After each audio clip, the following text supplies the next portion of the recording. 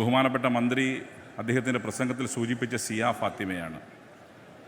കേരളത്തിൻ്റെ ചരിത്രത്തിൽ ആദ്യമായി ഒരു പെൺകുട്ടിക്ക് തൻ്റെ വീട്ടിലിരുന്ന് കലോത്സവത്തിൽ പങ്കെടുക്കാൻ സാധിച്ചു എന്നുള്ളതാണ് തൃശ്ശൂരിലെ കലോത്സവത്തെ ശ്രദ്ധേയമാക്കുന്നത്.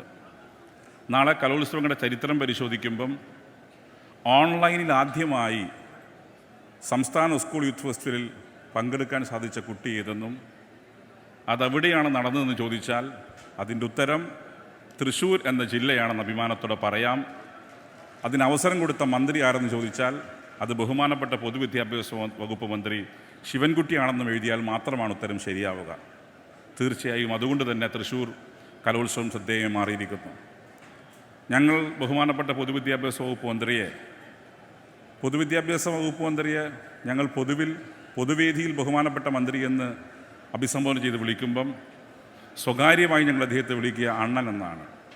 തീർച്ചയായും അണ്ണൻ്റെ ഈ കലോത്സവം ഏറ്റവും മികച്ച നിലയിൽ അവസാനിക്കുമ്പം പരാതിരഹിതമായി ഇത് സംഘടിപ്പിക്കാൻ സാധിച്ചു എന്നുള്ളത് ഏറ്റവും അഭിനന്ദനം അർഹിക്കുന്ന കാര്യം തന്നെയാണ്.